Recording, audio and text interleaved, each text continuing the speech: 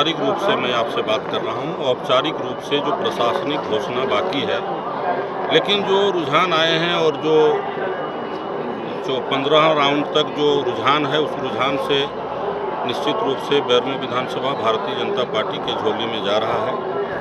और ये जीत सबसे पहले तो भारतीय जनता पार्टी और नरेंद्र मोदी की जीत है, और सबसे बड़ा जीत यदि किसी का है तो वो बेरमो की आम जनता, जिन्होंने हमको आशीर्वाद, प्यार और एक विश्वास के साथ हमको मत दिया, और अपार मत कह सकते हैं। इतना मत इसके पहले कोई भी प्रत्याशी नहीं लाया था, वो मत हमको लोगों ने दिया है विश्वास के साथ। तीसरा है हमारे जो कार्यकर्ता, जितने बूथ स्तर से लेकर के और पंचायत से लेकर के प्रखंड स्तर तक और पूरे विधानसभा स्तर पर जो हमारे कार्यकर्ता तन मन और धन एक समर्पित भाव से संपूर्ण रूप से वो चुनाव वो लड़ रहे थे। मैं सिर्फ एक वहाँ मूर्ति की तरह खड़ा था। विधायक के रूप में आप बताएं, विधायक के रूप में आपकी पहली प्राथमिकता क्या होगी बेरमो विधानसभा? प्राथमिकता मेरी सबसे पहले भी रहा है कि बेरमो को हम तेनू घाट से स्वच्छ पेयजल दे सकें, जो सबसे बड़ा वहाँ आज के दिन में समस्या है, क्योंकि वहाँ के लोग अभी जहर पी रहे हैं पानी के रूप में। दूसरी है कि वहाँ पर हमारा जो कोलियरियाँ बंद है, हमारा बेरमो का भविष्य DRD योजना, दामोदर डाइवर्सन योजना है, अंगबाली परियोजना है, पिछड़ी परियोजना है, घुटुए और दामोदा परियोजना है, खास महल परियोजना है, और कई ऐसे परियोजनाएं हैं जिसका विस्तार करना, जिसका शुरुआत करना, ये मेरी दूसरी प्राथमिकता है।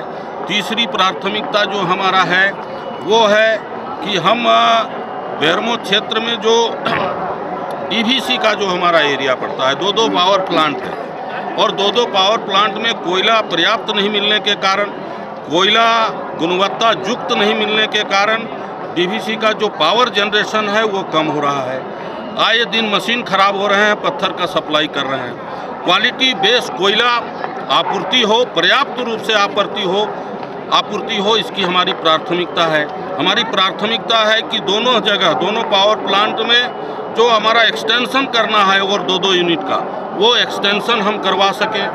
उसके बाद में हमारी प्राथमिकता कोयला आधारित जो हमारा ग्रामीण क्षेत्र है, वो कोयला आधारित उद्योग लगे, पावर प्लांट लगे, आपके स्टील प्लांट लगे, और ये कोयला बेस के आधार पर जो भी इंडस्ट्री की संभावना है, उस संभावनाओं पर हम निश्चित रूप से हमारा आकर्षण होगा, और हम केंद्रीय नेतृत्व और राज्य नेतृत्व को इस पर रखेंगे। हमने विधानसभा में प्रखरता से इन समस्याओं को रखेंगे। इसके अलावा वहाँ जो विस्थापन का सवाल है, विस्थापन मेरे लिए बहुत मुद्दा है। इन कोलियरियों को विस्तार करने के लिए DVC में जो हमारे विस्थापित हैं, वो विस्थापितों की समस्या भी एक जटिल है। उसके बगैर हम आगे नहीं बढ़ सकते हैं उद्योग के क्षेत्र में और कोयला विस्तार के क्षेत्र में। जो हमारा ग्रामीण क्षेत्र है, वहाँ हमारा सिंचाई और पेयजल का जो असुविधा है, तो जो प्रधानमंत्री सिंचाई योजना अभी नरेंद्र मोदी ने घोषणा किया है, उस सिंचाई योजना को हम गांव-गांव तक, एक खेत और खलिहान तक कैसे पहुंचावें, ये मेरी प्राथमिकता है। की तस्वीर और तकदीर मेरी प्राथमिकता है कि वहाँ की जो मजदूर का हालात है, उन हालात से कैसे उसको ऊपर ले आ सकें। वहाँ जो अनऑथराइज रूप से क्वार्टर में जो लोग रह रहे हैं, जो रिटायर्ड पर्सन हैं, उनको हम ऑथराइज रूप से रहने का अधिकार दें, क्योंकि वो क्वार्टर CCL का सरप्लस हो गया, और सरप्लस हो गया तो वो खंडहर बन जाएगा यदि उसकी सुरक्षा नहीं होगी। उसका सुरक्षा के लिए एकमात्र कारण है, एकमात्र उपाय है कि हम ऑथराइज रूप से उनको अधिकृत करें कि आप नॉमिनल रेंट दे करके उसमें आप रहें। और जो वहाँ सड़क की स्थिति है, सड़क की स्थिति इतनी जर्जर है कि आम आदमी को चलना दूभर हो गया है। तो वहाँ अच्छे गुणवत्ता युक्त जो हमारे बड़े गाड़ियाँ जो ओवरलोड लेके चलती है, भार ज़्यादा लेके चलती है, तो गुणवत्ता युक्त रोड का निर्माण हो, ये हमारी प्राथमिकता है। और ये लिए बहुत बड़ा चुनौती है।